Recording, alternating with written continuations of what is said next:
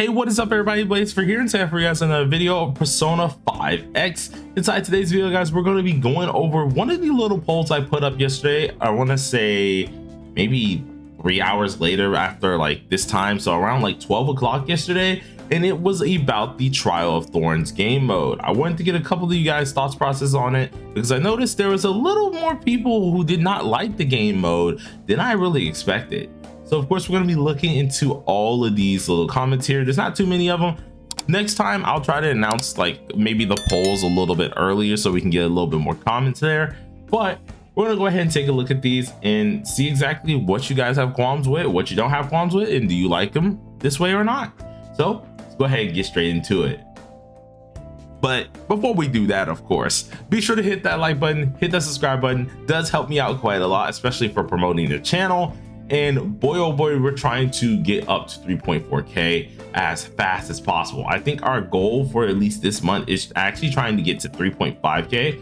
We are 50 subs off 3.4K and we are going to be trying to truck to 3.5. So Lordy, hopefully you guys can help me out. Share it to your friends, share it to your family. Just get some folks in here and hopefully we can make this place a little bit bigger. But all right, let's go ahead and check it out. So this was done on, of course, my Twitter here, or at least not my Twitter, my YouTube here, and we had a couple of y'all comment, which was really good because I was trying to get as many folks as possible to comment for this, and some of you really did deliver. So let's go ahead and look at this. Pretty much the poll was, do you guys like the game mode or not? And this game mode is the Trial of Thorns game mode. So a lot of you guys have, if you have not seen it or yet or have done anything yet, and it is this one right here. We don't unlock the other part of it till later, but we have this part of it, and it's just a series of different battles. And then of course you have this thing here that is just a series of different debuffs or buffs you can give the at least boss and go ahead and fight them that way. Now it's very fun for me, though I do have some problems with it at first as well, and I'll actually go over those problems after we finish reading everybody else's comments as well. So let's go ahead and get into it.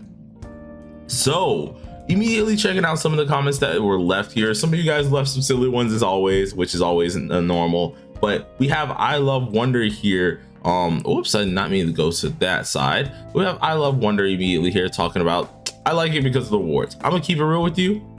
I do too. Like, okay, just the rewards is already freaking nice in general for me. So I mean, like, I'll take what I can get.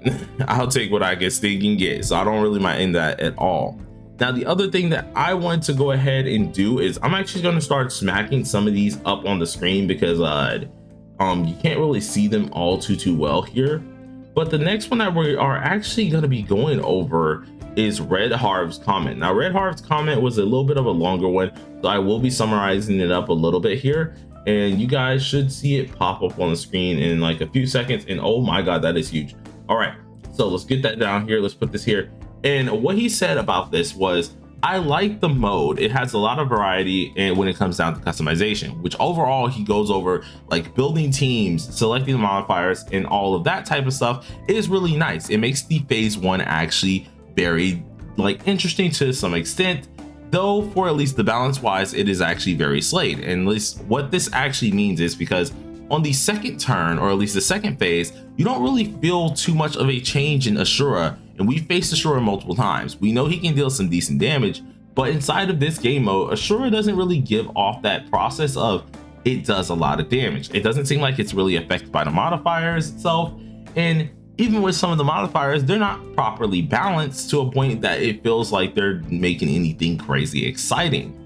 Now, another thing that he also ends up stating here as well is he doesn't really like the balance mode on Nightmare difficulty, mainly, or at least the balance mode in general, because to unlock Nightmare difficulty, you need to do balance mode to unlock said modifiers to do them in the collapse mode. This was something that he stated that he was kind of opposed to, mainly just because the balance mode is meant to be introductory type stages, which I wholeheartedly do agree with, while the at least collapse mode is meant to be more of your challenge. So at least having 8 like debuffs and things like that, or at least 8 different battles, is a little bit too many when most people really want to try to get to the collapse mode to actually get everything done. And that gives you all your gems and stuff like that as well. He says making less stages for the balance mode and putting more rewards on more customizable, or at least having more customizable different things here, will actually make collapse mode more fun and can help with this. I do agree with this as well, because when it comes down to at least Harv's whole message here, he has a good thought process for this here, and I would like to say I kind of agree with this, right? You really don't notice the difference inside of at least the phase 2 when it does come down to at least the boss here. It's only the phase 1 where you really notice a lot of that change. Of course, phase 2 is affected somewhat, but when I go into phase 2, phase 2, and I can just go on auto with any team, because I've tried 3 whole teams who actually cleared collapse mode on at least 40 difficulty each time. It's kind of interesting.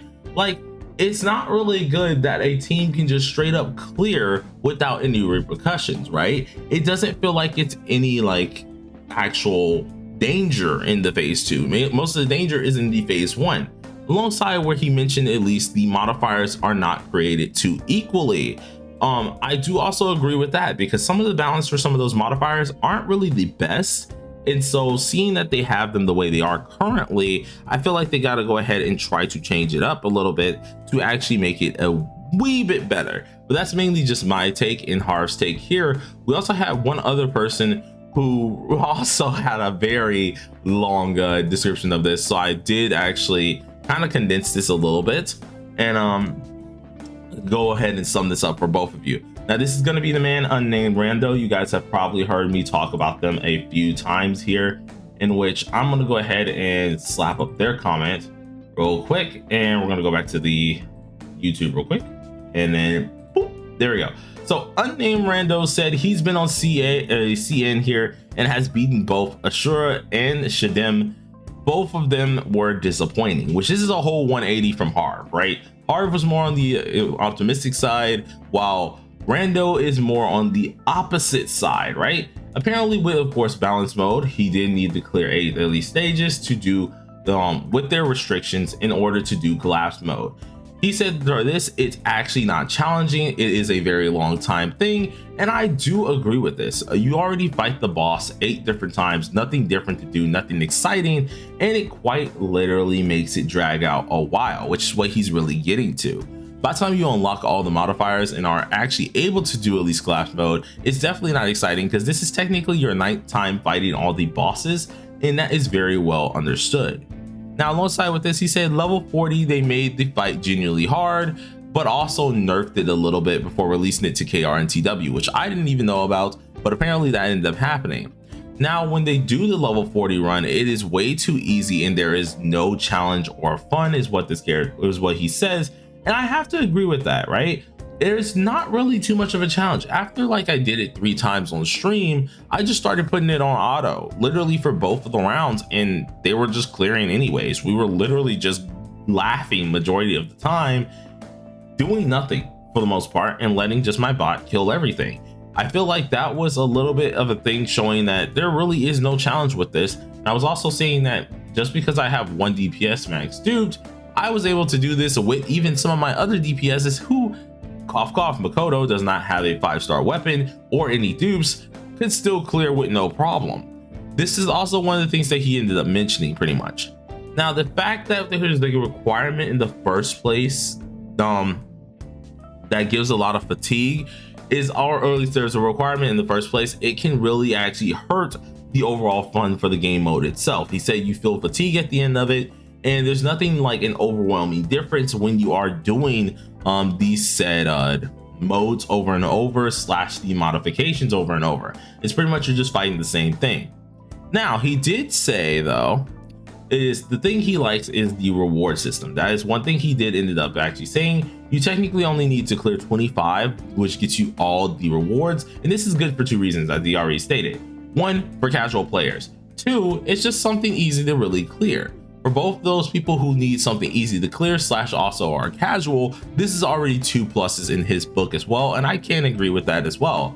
The other side is the level 40 system is he sees exactly where they are trying to go with it, and he does like what's going to be trying to happen, but it unfortunately does not give the challenge that he's looking for, or most people are looking for. and he's only hoping that they can do it with better execution. I do wholeheartedly agree with this. This is one of the few things that I was going about and talking about. This is something that they do need to try their best to at least refine, because it definitely is a must to make this game mode a little bit more fun. I feel like the way how they have it now, they're trying to go in the right direction, sure, but it's just not quite there. But we also have one more little silly comment to go through here, or at least not really a silly comment, but a reasoning why someone is actually not enjoying the game mode just yet. And this is another one that I can see why a lot of people may not be enjoying the game mode as well, which I find is hilarious as well.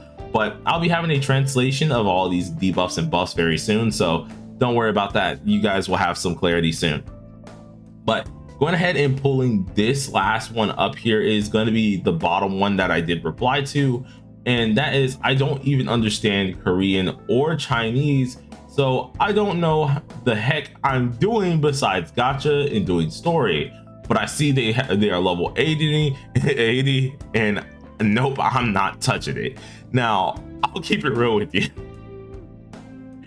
I'll keep it real with you, right? If I'm just going off of my gacha knowledge and stuff like that at times, I wouldn't touch it either. I just wouldn't touch it either. It's level 80, and if I'm not at that point where I feel like I'm ready, heck no, I'm leaving. I'm not doing this, because even the first one, you can go of course 40, you can do 60, but most of the time it's going to put you on the preset of the 80 one, right? Instead of putting you at the bottom one, it automatically puts you, or at least the top two, it automatically puts you at the 80 one. Someone's gonna look down here and immediately be like, I'm okay. Unless you've been playing the game for a little bit, you're gonna look at that and you're like, I refuse to fight it. Not gonna happen. Don't want to do it. I see there's some random goddamn buff or multipliers that's happening here. I don't like the look of this. I'm out of here. So I do agree with him as well, which is kind of interesting when it does come down to everything here. Now, I have my own qualms with this as well as an actual game mode. Now, we played this for quite some time earlier, or at least on the stream, and I'm not gonna lie, I agree with at least I think it was Rando, that it takes too long. This should not be a requirement, right? To get, or at least if it's going to be a requirement, do like 3 battles. Don't make it 4 or anything like that. 3 different battles, and we unlocked all the buffs, right? Or debuffs that we can give this boss. I feel like that in total automatically drained me, because after I did like 1, 2, and I think I did like 1 up here, and then the final one, I was burnt. I was like, I don't feel like doing this. I'm just putting it on auto, and surprisingly it worked. I don't like that there's so many prerequisites, and I definitely don't like how it's too easy. That may be the spender in me talking, but let's be honest here, right?